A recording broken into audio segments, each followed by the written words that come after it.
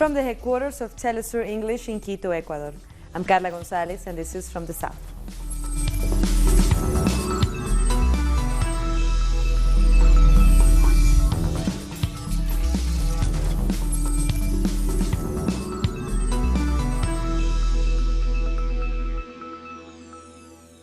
The president of Venezuela, Nicolas Maduro, has met with the European Union's special advisor for Venezuela, Enrique Iglesias, in the context of the government's dialogue with the opposition taking place in Barbados.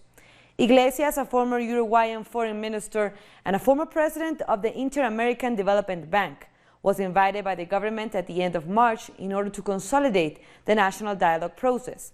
It began in Norway on May 14th and has been continuing in Barbados from July 8th.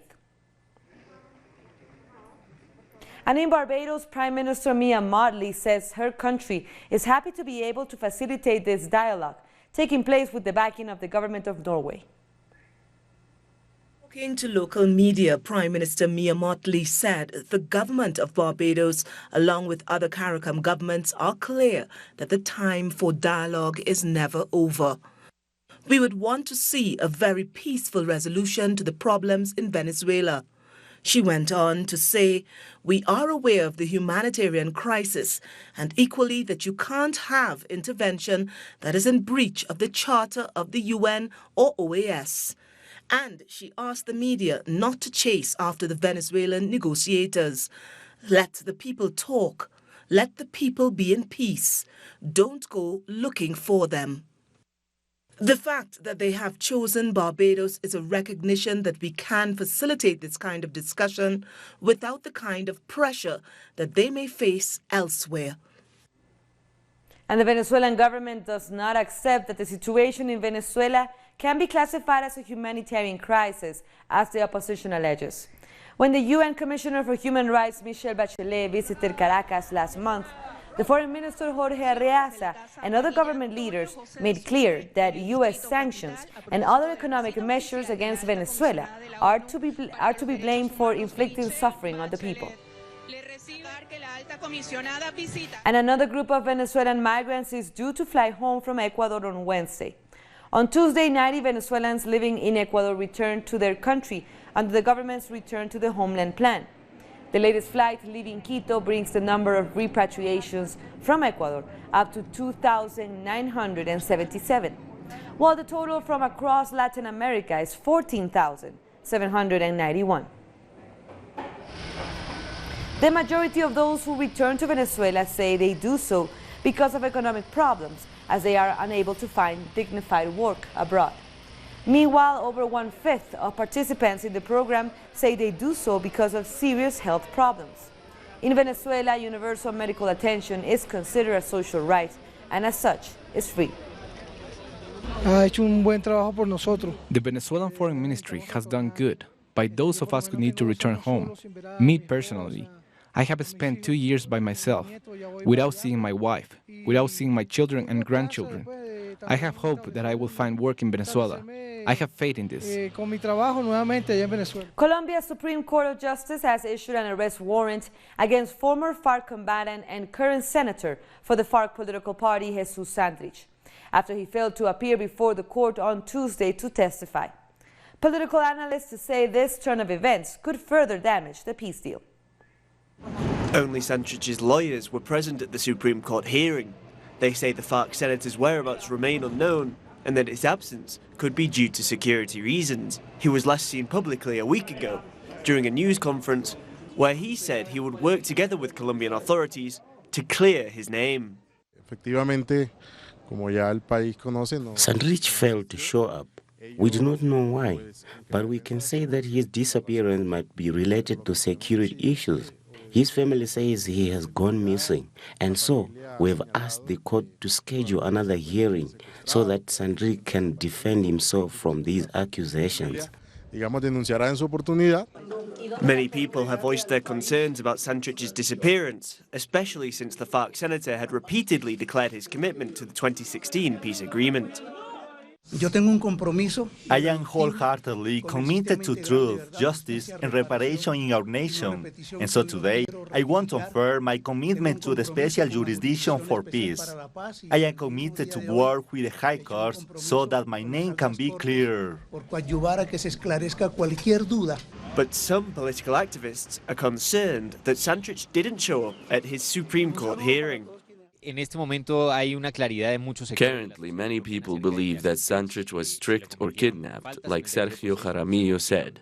But this doesn't mean that today, Santrich did not disappoint the victims, the thousands of guerrillas committed to the JAP, and the thousands of supporters who obviously have had great expectations towards him, that he will show up and live up to his words about his commitments. Colombia's Special Jurisdiction for Peace also summoned Santrich to testify about the disappearances during the armed conflict. Meanwhile, the FARC party expressed their rejection of Santrich's absence, calling it a serious breach of the peace agreement, and will decide about his future as a FARC senator.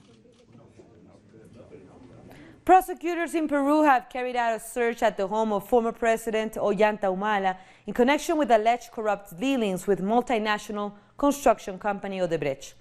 Humala is accused of receiving more than $3 million from Odebrecht during his 2006 and 2011 presidential campaigns.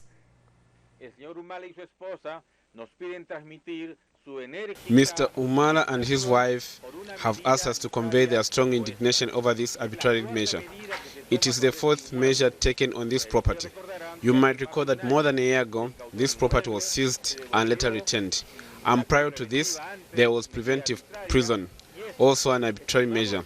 This too is a measure that is absolutely arbitrary because the main foundation for the prosecution is an article in Convoca that was repeated by the media, which has been incorporated by the prosecutor's office and is serving as sustenance for a measure of this magnitude. The Mexican President Andrés Manuel López Obrador has stemmed a run on the peso by moving quickly to name a new finance minister. The president appointed Arturo Herrera to replace Carlos Ursúa, who resigned on Tuesday, citing differences on economic policies. There's sometimes a lack of understanding or concerns, hesitation, even within the same government, the same team, but we have to act with decision and composure. Therefore, I accept the resignation of the finance minister, whom I thank for his collaboration, for his support, and I respect him. And I have decided to replace him by appointing Arturo Herrera. After a case lasting 20 years, a court in Italy has given life sentences to 24 former leaders of dictatorships in Latin America. They were found guilty of repressing dissent by any means necessary in Uruguay, Chile, Peru, and Bolivia. An appeals court in Italy has condemned 24 former political and military leaders from South America to life imprisonment for murders committed during Operation Condor. I think that the fact that the sentence was so strong, in this case life imprisonment, is a strong signal. I think that's how it should be, setting an example. After what those governments did during the dictatorship, these examples are important. Those subject to a life sentence include 13 Uruguayans. Among them are Jorge Trocoli, who lived in Italy after fleeing from Uruguayan justice in 2007, and Pedro Mata, who is still a fugitive from justice. The other Uruguayans are already serving sentences for crimes against humanity. Those in families of the members of the detained and disappeared people, this is a very emotional day. They had hopes, but not so much, because the first ruling had only condemned some of the commanders. So this justice is not only for those people, but for all of those who were involved. After the verdict was announced, human rights organizations here in Uruguay held a video conference with the lawyers in Rome to learn more details about the ruling. It was clear to all that after a long struggle lasting 2 decades, justice had finally been done. I have met so many people, victims who have some to give evidence, who ask me, is it really worth it? Well, I think it's always worth fighting for. The outcome may not be perfect, but you don't get anything if you don't fight for it. The case began in 1999. 20 years later, it has ended with these life sentences for murder against political and military leaders.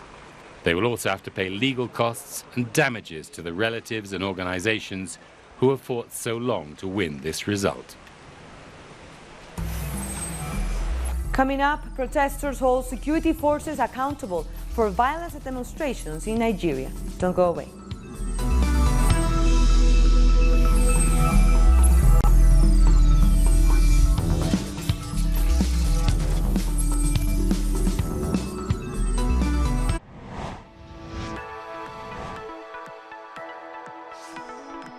Discover the cultural diversity that defines a continent. The place where art and tradition are part of the same nucleus. Artistic expressions,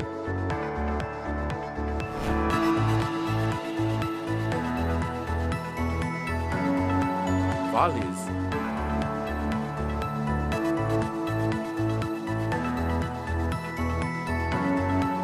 passion, and more.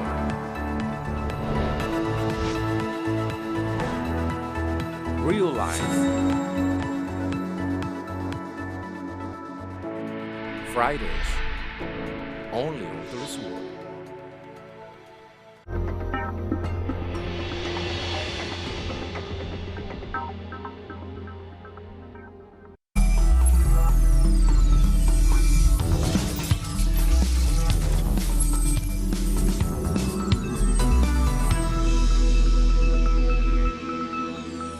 Welcome back. At least 44 people, including a number of children, have been picked up from the middle of the Mediterranean Sea off Libya's coast. According to the humanitarian group CI, the Alan Kurdi migrant rescue ship was alerted to the plight of the migrants by Tunisian fishermen and a civilian search plane. CI also says a Maltese Navy ship is now on its way to take the people back to land. This is the second group of migrants rescued by the Alan Kurdi in the past week to be taken in by Malta.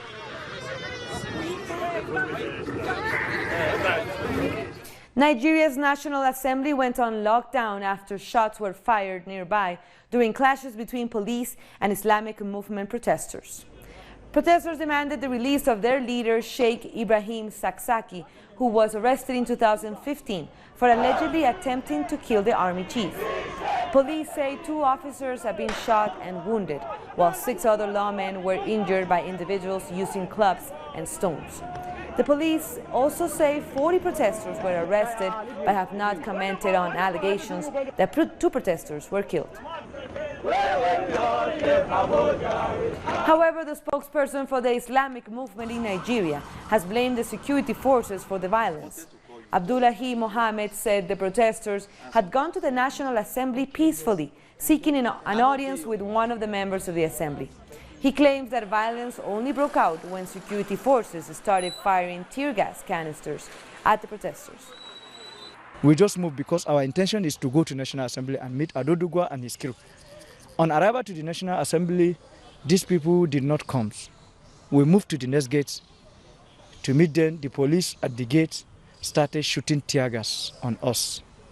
When we arrived at the gate, we were calm. They started shooting tear gas. Mobile internet services have been restored across Sudan following a court order ending 5 weeks of a blockade imposed by the ruling military council. The internet was blocked after a deadly crackdown on protesters camping outside the army headquarters in the capital, Khartoum. 2 weeks ago, a lawyer who challenged the internet blackout won his case, but services were restored for him alone until several people complained. The move comes days after the country's military reached an agreement with opposition leaders to share power until elections are held in 3 years' time. Until now, it's not clear who ordered to cut the internet, and I have a lot of evidence that contradicts the statements made by the telecommunication body and the military council, which denied having any relation to this matter. Also, until now, no one has taken any responsibility of shutting down the internet. In a candid speech on South Sudan's Independence Day, President Salva Kiir has apologized for the failures of his government. Kiir has said the civil war in 2013 has led to very serious financial challenges for South Sudan. He added that he is fully aware that people are angry due to difficult living conditions imposed by insecurity and economic hardships. South Sudan gained independence from Sudan in 2011, but was shattered following the start of its own civil war in 2013. South Africa is set to help Zimbabwe overcome its power shortage crisis. Zimbabwe is struggling to generate enough energy to meet demand due to reduced water levels in Lake Kariba, the country's main power generating source. Just recently, the country managed to clear its outstanding debt with the South African power company Eskom. South African President Cyril Ramaphosa held talks with the President of Zimbabwe, Emmerson Mnangagwa, on the sidelines of the recent Africa Union meeting in Niger, where he expressed willingness to help in solving the crisis. Mnangagwa and I had a wonderful bilateral meeting where we discussed a variety of matters, and one of those was energy, because Zimbabwe has a shortage of energy at this point in time. They draw quite a lot of their energy from the Kariba Dam. Now they have been going through a massive drought, and the Kariba Dam water levels have gone terribly low, and so they need more energy. And as a result, they would like, obviously, South Africa to support them, but they have also been able to pay up the debt that they owed to Eskom. He confirmed that, and he said they would like, obviously, further support. And this is the type of thing that we are going to discuss with Eskom, because we've always exported energy to Zimbabwe and indeed to other neighboring countries. At a special event held in honor of late liberation struggle icons in South Africa, Justice Dula Omar and Judge Essa Musa, the anti-apartheid cleric Reverend Dr. Alain Bosek offered his support for the people of Venezuela and Iran. More in this report from our special contributor, Johan Abrams in Cape Town. That they made such an impact in our lives. During his speech at the memorial event held in Cape Town, Dr. Alain Bosek praised the sacrifices made by the two struggle veterans, Justice Dula Omar and Judge Essa Musa, during the fight against apartheid. He praised them for their stance on human rights and for setting an example which earned them the trust of the people. Bosek also commented that South Africans should be proud of the wise choices we've made in foreign policy, based on principles that Omar and Musa would have been proud of. What Mandela hoped our country would sustain is the real art of diplomacy, guided by principled leadership, where no fewer than 60 countries, including the European Union, jumped when Mr. Trump cracked the whip on his actions against Venezuela. South Africa was one of those countries who remained firm, steadfastly standing by what Madiba had taught us. And now that the hasty embrace of Juan Guaido has become so toxic, and those countries are looking for ways to make a retreat, South Africa in this regard, and 40,000 Venezuelan deaths later, has nothing to be ashamed of. That, in my view, is the diplomacy of integrity, decency, and solidarity, and that should make us proudly South Africa. Bosek said Essa Musa and Dula Omar are no longer with us, but the struggle for justice, equality, dignity and genuine freedom is far from over. Johan Abrams for Telesur in Cape Town, South Africa. Haiti's political crisis is deepening as President Jovenel Moïse is failing to form a new government. Our correspondent Kendi Sidor from Port-au-Prince has the details. President Jovenel Moïse has just restarted consultations to form a new government, the third attempt after former Prime Minister Jean Hennessy's appointment was revoked by the lower house of Parliament in March. Parliament is also yet to approve the appointment of Jean-Michel Lapine as First Minister. Opposition senators have on 2 occasions disrupted parliamentary sessions to ratify Lapine's appointment because of disagreements on the composition of the government. President Jovenel Moïse is currently facing protests by citizens demanding his resignation over corruption allegations. The protests have worsened in the last 3 months and Moïse's popularity has gone down. He has, however, continued calling for dialogue with the opposition. That was Candy Sidor from Haiti. Guyana's President David Granger has proposed the names of 8 people for the country's Elections Commission. The opposition and the government are meeting later on Tuesday to discuss the potential candidates. Among the nominees is retired Justice James Patterson, who recently resigned as Elections Commission chairman. He did so after the CCJ ruled that the process which resulted in his appointment was flawed. A total of 19 nominees are up for the nomination.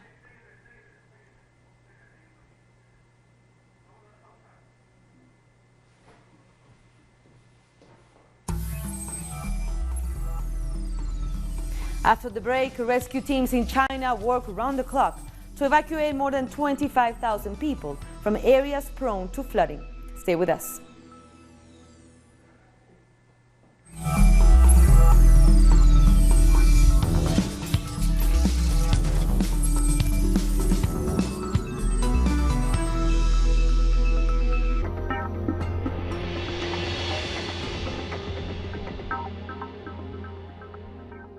We are present at every event where our nations are staring. We believe in a new global vision, united in every broadcasting. We keep expanding our horizons and working on a closer and better communication. Now, in Grenada, Telesur, the news source from South America and the Caribbean.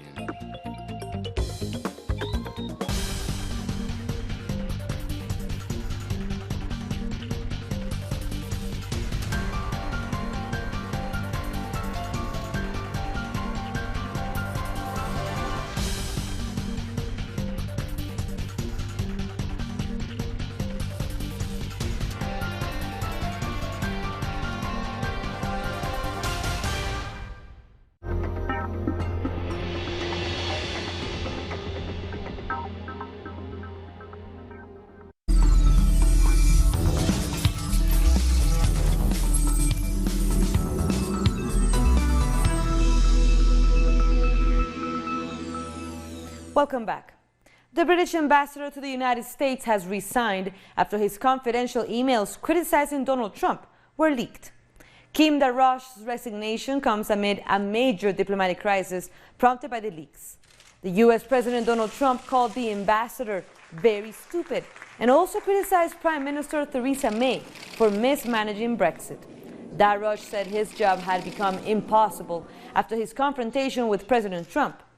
The opposition Labour leader Jeremy Corbyn condemned Trump's attack on the ambassador.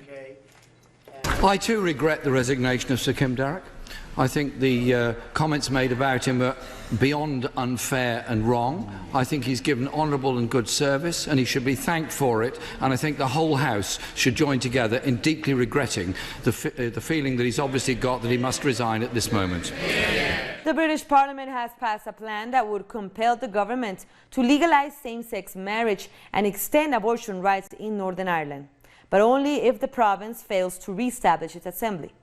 The legislation still has several stages to pass before the British government is allowed to amend the laws in the province, and it could only come into effect if the Northern Irish Assembly, which collapsed in 2017, has not been reformed by October 21st. Northern Ireland is the only part of the United Kingdom where same-sex marriage is not allowed and abortion is forbidden, except when a mother's life is at risk.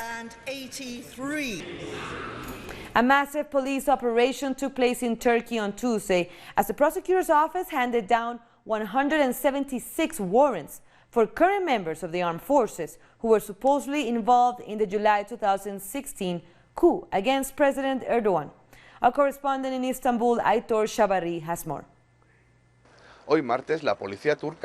On Tuesday, Turkish police began an operation at the request of the Turkish prosecutor's office to arrest 211 active soldiers for their alleged links to the failed July 2016 coup attempt of here in Turkey. The petition arrived from the Istanbul prosecutor's office and accused these 211 people of having links with Fethullah Gulen, the Islamic preacher, which the government of Erdogan accuses of being the intellectual author of the failed coup attempt. The majority of people arrested come from the army, and among those arrested, there are several high-ranking officers. Since 2016, the Turkish government has pursued all people who have had links with Fethullah Gulen, since his group is considered as a terrorist group here in Turkey. Aitor Shabarri from Istanbul. Iran's Minister of Information and Communication Technology has accused the U.S. government of running a cyber warfare program targeting the infrastructure of other countries. No one doubts America's evil in attacking our infrastructure. We have experienced that in the case of the Stuxnet virus they previously carried out. They always use cyber weapons against other countries, and they are carrying out cyber terrorism in the world as a government. Chinese authorities have evacuated more than 25,000 people from flood-prone areas since the start of the country's flood season in May. According to the Ministry of Disaster Management, rescue teams have been working round the clock to ensure that people are evacuated before disaster strikes. This is done in order to avoid the loss of lives. Floods caused by heavy rains have battered southern and central China since the end of May. More rains are expected this week in many parts of the country.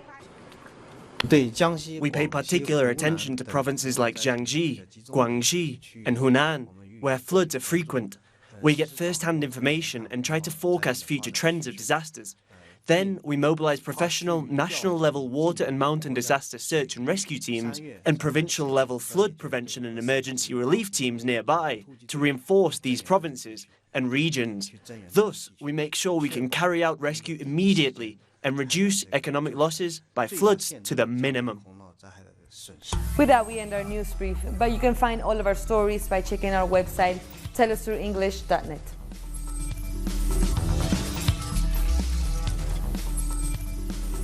And you can join us on social media. We're on Facebook, Twitter, and Instagram. For Telesur English, I'm Carla Gonzalez. Thank you for watching.